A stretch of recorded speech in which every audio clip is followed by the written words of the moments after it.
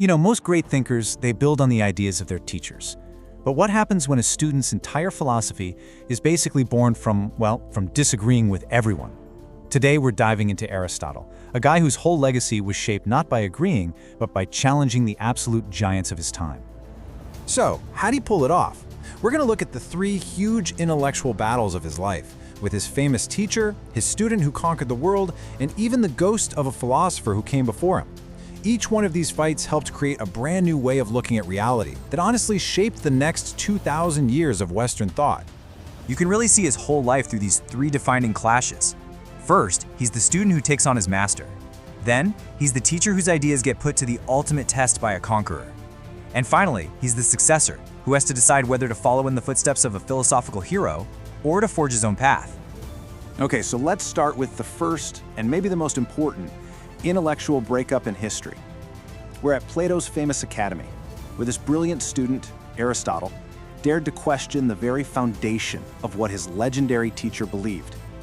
I mean, this quote right here, it says everything you need to know about the man. Imagine, after spending 20 years as Plato's star pupil, he basically had to choose between being loyal to his mentor and being loyal to what he could see with his own two eyes. And for Aristotle, that choice was a no-brainer. Truth always won.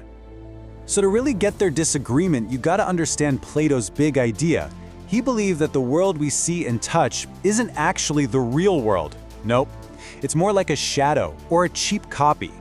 For him, the true reality was this perfect, unchanging place called the world of forms, and the only way to get there was through pure reason, in your mind. And here's where Aristotle just comes in and completely flips the script. He says, no way. Truth isn't in some other dimension. It's right here all around us. He argued that knowledge doesn't come from some vague memory of perfect forms, but from getting your hands dirty, observing, touching, and making sense of the world with your senses. And this is just so perfectly captured in that incredible painting, The School of Athens. Raphael just nails their whole debate with two simple hand gestures. You've got Plato pointing up to the heavens, to his world of abstract ideas. And then there's Aristotle gesturing down to the ground, rooting his entire philosophy right here, in the observable physical world. All right, so this commitment to what's real and observable, it was about to get a major stress test. After he left Plato's academy, Aristotle landed probably the most famous tutoring gig in all of history, teaching the young prince of Macedon, a kid who would grow up to be Alexander the Great.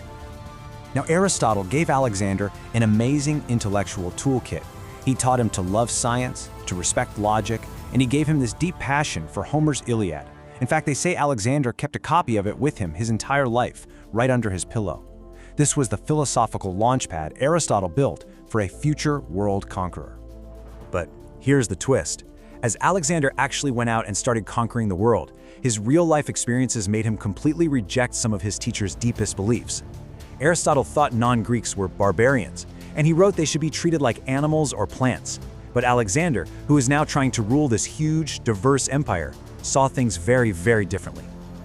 I mean, Alexander's reality demanded something much more practical.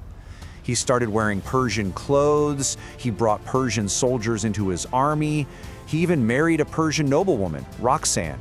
He was building this massive multicultural empire, and his teacher's ideas about small, pure Greek city-states, they just didn't work in the real world.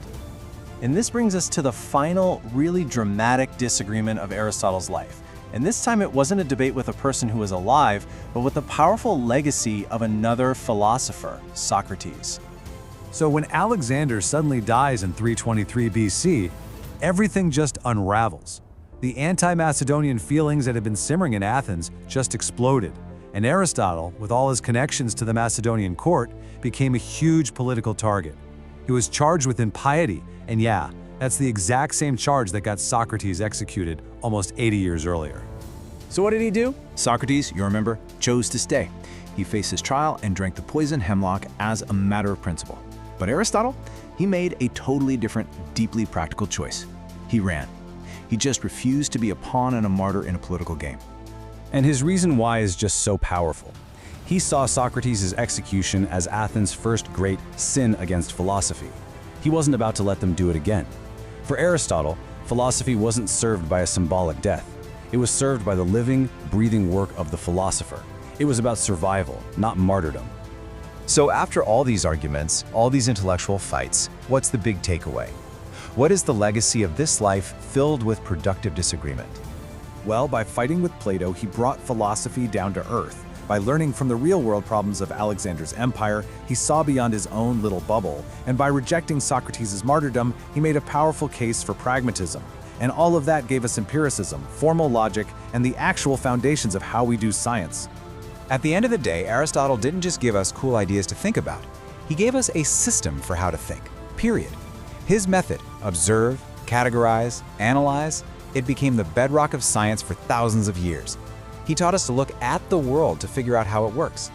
And so, that great debate that Aristotle kicked off with Plato, it is still very much alive today. Do we find truth by looking up toward perfect ideals, or do we find it by looking down at the hard evidence right in front of us? That's the question he left us with, a legacy of disagreement that we're all still a part of.